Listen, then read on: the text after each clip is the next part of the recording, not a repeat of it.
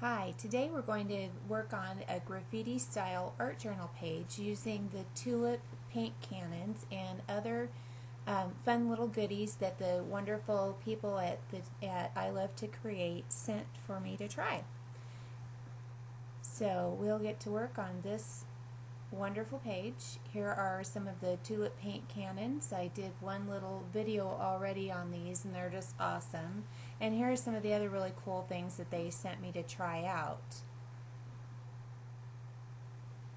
These can all be found in the fabric painting section at Michael's hobby stores. So look for them over there. I had a little bit of trouble finding them because I didn't realize they were with the fabric paints, but they work great on paper too. The first thing I tried, Eileen's tacky glue stick. Really like that. I applied some vintage papers to the background, and I like to leave a couple of vintage papers out when I'm using the spray paints, and the paint kind of goes onto the paper and gives it a nice look before you even start. And I flipped the paper over so you can kind of see some of the paint coming through, but it wasn't too colored.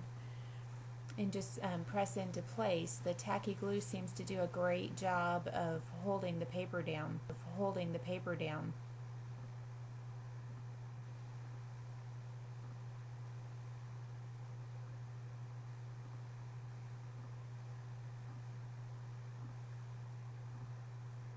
And I just added a few pieces around the outside edge.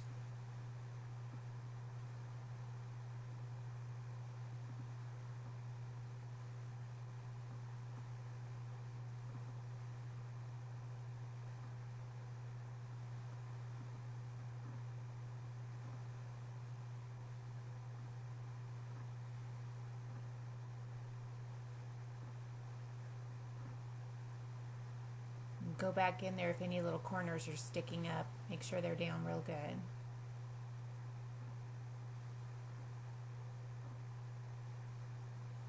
And now it's time to use one of the paint cannons.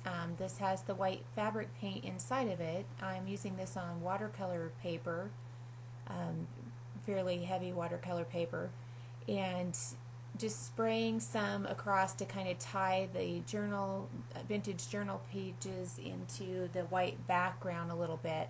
And for this step, I kind of blended it a little bit because I didn't want all of the spray look. I just wanted to kind of tie the page together a little bit. And then when you get that blended in, then you want to let that dry.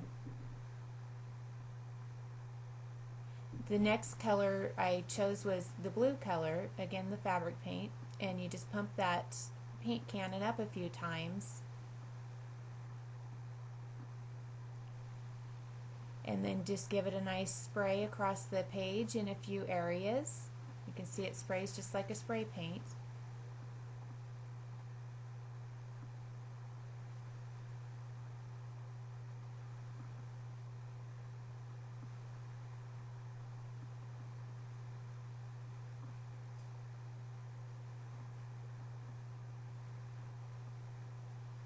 When that's dry, then I took, they have some really nice letter cutouts that are almost, they're like a vinyl cutout with a sticky back. And I peeled some of those off, and I'm just going to place those down as a mask so I can paint over the top.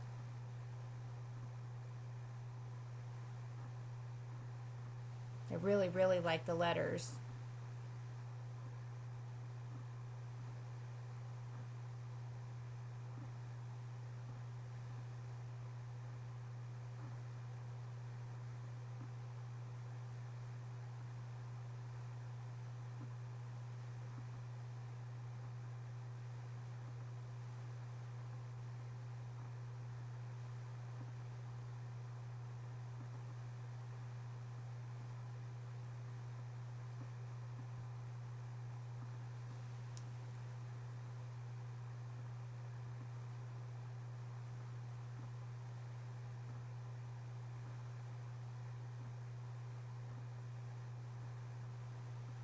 Now it's time to add a little more layering to the background, and I'm going to use some Stays On ink and a stamp that has some text on it, and just kind of imperfectly ink the back of the stamp so you're not getting a square image. And then I just added that to a few places.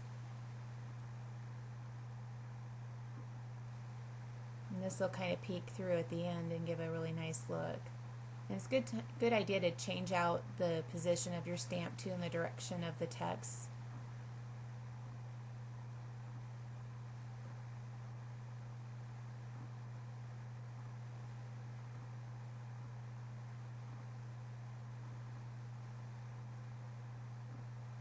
And this is another stamp that I'm using with a little bit of a diamond pattern on that. And now you can see that I'm connecting the black understamping around, so it's not just in a couple of spots, it kind of flows around the page.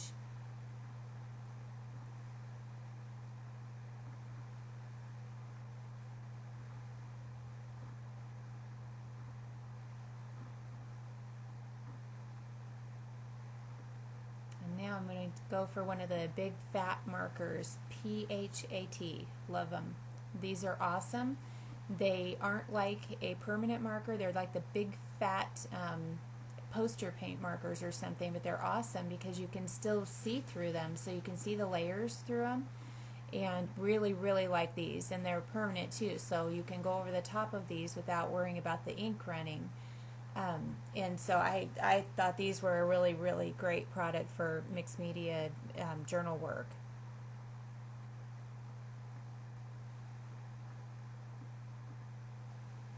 And I have that nice pop of yellow in the middle now, so now I'm going to add a little bit of yellow to the rest of the page to, again, tie it in. You don't want, you always want to kind of go back and add color into different spots to tie the whole page together so something's not just sitting there by itself. It just makes for a more uniform look. So you can see I'm just taking the marker and just making some marks basically on the page. These are all going to be layered over, but it will show up in the layers a little bit, just enough to tie the page together.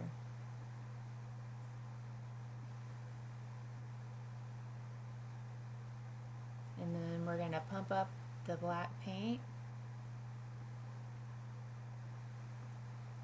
And this time we're going to add a stencil, another type of stencil they have. This one was really cool with a heart and some wings. And again, it has the sticky back on it also, which I really, really liked with the paint because it keeps it from leaking underneath. You just got to be a little careful when you lay it down. And make sure your paint's real dry too. On the page, I kind of went a little fast for the sake of doing the video. But again, then you see that I did a page in under 20 minutes while I was talking and doing it. You could probably do a page in 15 minutes using these products. And I did not pre-plan the page at all. I just put the products out and started going. So it was very, very much watching a page being worked without any planning out or anything.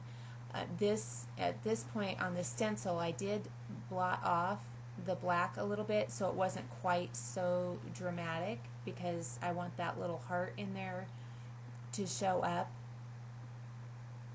I like how that looks, and I didn't want it real black. But you could, if you wanted a real bold black statement on there, you could do that too. And then I'm going to spritz a little more white over the top of the letters. It's all about layering back and forth, using colors and then reintroducing the colors later. This is another cobalt teal blue, and this is applied with one of the dauber bottles that I use. And I just kind of randomly added this paint around. I use this color almost in everything I do, pretty much. And I'm blending it out with a little wipe just to, soften the look of it. The dauber bottles also are really cool to use just as a dauber. And